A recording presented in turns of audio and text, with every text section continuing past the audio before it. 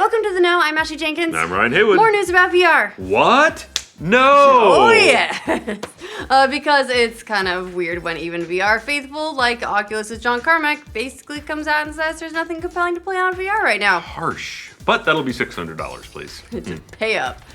The former id co-founder, what are you doing? Are you I'm getting the buttering? $600. Yeah, I'm greasing the palm. Are you? This is the $600. This is like the slowest make it rain I've ever seen. Yeah. Okay. It's VR. VR, it's slow is what I'm getting from that. The former id co-founder turned Oculus genius was speaking at Oculus Connect, which is a conference kind of equivalent to Valve's Dev Days or GDC, except, well, as you might guess, it's all about Oculus, when he made the comments. It does sound a little bit harsh, but it's not really far off from what a lot of consumers have been saying. And that there's not a system seller right now. There's a single title that'll really hook people in. There's a lot of like really cool little stuff, a lot of kind of almost tech demo-y things and experiences, but there's not that one game that everyone needs. Yeah, Carmack said, "We are coasting on novelty and the initial wonder of being something people have never seen before. But we need to start judging ourselves, not on a curve, but in an absolute sense. Can you do something in VR that has the same value or more value than what these other non-VR things have done?" Yeah, that's been one of the big criticisms that's likely accounting for, honestly, the slowdown of VR adoption in the last few months. Slowdown is one way to put it. Falling off a cliff is maybe a more accurate way. I was trying to be nice. Yeah, the headset manufacturers haven't released their own numbers, but according to a report extrapolated from ownership of VR headsets on Steam, using kind of like the number of titles sold, HTC Vive owners didn't grow at all in August, and the number of Oculus Rift owners grew only by 0.1%. So what that says to us as professional industry analysts, very professional, we, and money greasing or whatever that was, is that the early adopters, as the VR faithful, they've got their headsets. Ryan's got most of the headsets, but VR hasn't given consumers outside the core group a reason to make that $600 to $800 investment on top of a high-end PC, or they just feel really weird about the gestures they have to make. And part of that, according to, the gestures are, look, gesticular control is important.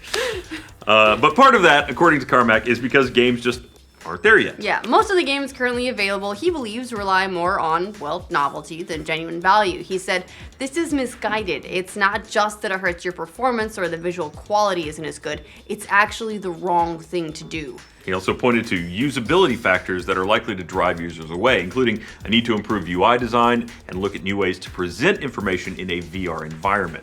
And long load times. That's kind of an issue. Yeah, the loading time seems to be a particular pain point, and with good reason. Look, if you're sitting around on a couch, a 30-second load time isn't bad. It's not awesome, but it's not bad. It's enough to grab a drink, check your phone, whatever. If you're standing around with a crazy heavy headset strapped to your face that like you can't see anything, you're just going like this for 30 seconds, it seems a lot longer. It's like you've been blinded. It's really not a good experience. Now, there are ways you can work around it. Yeah. He noted that while traditional games might fight to keep loading times under 30 seconds, a bit of advice that Recore clearly gave up on. Oh man, those were bad. There are apps that I wanted to play that I thought looked great that I stopped playing because they had too long of a load time. I would say 20 seconds should be an absolute limit on load times, and even then, I'm pushing people to get it much, much lower. He also made the analogy that if your phone took 30 seconds to unlock, no one would use those either. Unless there's something really cool, like... It'd have to be really, really cool, though. Think about it. Every time greasing simulator. Every time you unlock it, it takes 30 seconds. Really want that call. It definitely wouldn't be the kind of thing that you just have with you and use all the time. Yeah, well, unfortunately, to rain even more on the VR parade, Carmack thinks that these expensive PC headsets may not even be where VR shines. Rather, the future may be in mobile VR. He's using that phone, as long as it's less than 30 seconds. Oculus already worked with Samsung on the Gear VR, which actually may be the best-selling VR headset currently in the market. Samsung released numbers back in May that by that point in the year, Samsung Gear VR had sold 300,000 units just in Europe. just in 2016. And while not the same as sales, they also noted that 1 million people used Gear VR in April alone. It's not something that the other headsets can say at the moment. That's head and shoulders above Oculus Rift and HTC Vive appear to have sold. And that kind of install base is important for developers because they need an install base large enough to buy their games in quantities that will keep the lights on for the studios. It's an important circular sort of thing. In his speech, Carmack said, there might be 100 million PCs that can do this, but I believe in the mission that Facebook had when it bought into Oculus of having 1 billion people in VR. You remember, the stat we all laughed at. Yeah. So it's not going to be a higher and higher bar for performance, it's going to be a lower and lower bar for adoption. He's not the only Race one. to the bottom. We'll just stop. What happens is now babies will be born. We'll strap a headset on them. There you go. That's how you get your billion. They never even have to see our shitty world. Reality isn't worth it. Let's just go straight to VR. He's not the only one who sees the trend going that way, however. As much as we, as gamers, like the high-end experience, there are fewer of us than there are consumers who will take a less premium experience if it means they don't have to spend money, which is why both Google and Oculus are going after those markets. Yeah, last week Google announced a new one, like an improvement over Cardboard VR, Daydream VR, which is cloth, which they're pricing out at $79. And Oculus also announced a standalone VR headset currently codenamed Santa Cruz, although where that one is going to fit in the tiers of pricing is not yet known. Probably higher end since it will be an untethered system, more like what Microsoft is trying to do with the HoloLens augmented reality headset. Yeah, but I guess they've got Gear VR, so they've already got that affordable version. You know what's funny about the mobile headset business, though, is that the phones, they do cost as much as a premium VR headset. It's just people seem to accept that investment because I guess they use it so much. It's a multifunction device. Yeah, but you can use it for your daily life. It right. also makes phone calls. They are no one uses it for phone calls. But they're also $600 texts. to $800 if you're gonna do something. You can like post that, to right? Snapchat and Twitter on it. Worth it. Nailed it. Also, it helps, though, that the cost is kind of obfuscated by the phone carriers who subsidize regular upgrades, though that has been something that's been kind of going away of late. Yeah, Some carriers are now getting rid of that. Yeah, it depends. But for the people that do that are on the upgrade every 2 years, it just becomes part of your bill. You don't pay attention to it anymore. That's what Oculus and Vive need. They need a layaway plan. Right, layaway is that still a thing? Yeah, I guess so. Really? Wow.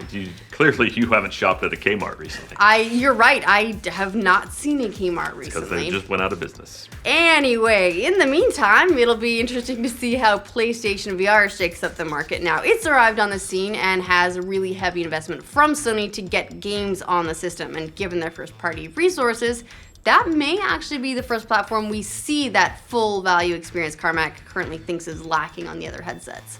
Well, what do you think? Yeah, I think I mentioned it in the past. I think that is going to be a good venue for the AAA developers to get on board with VR, and I think that's going to help push developers into VR markets that they are not currently in.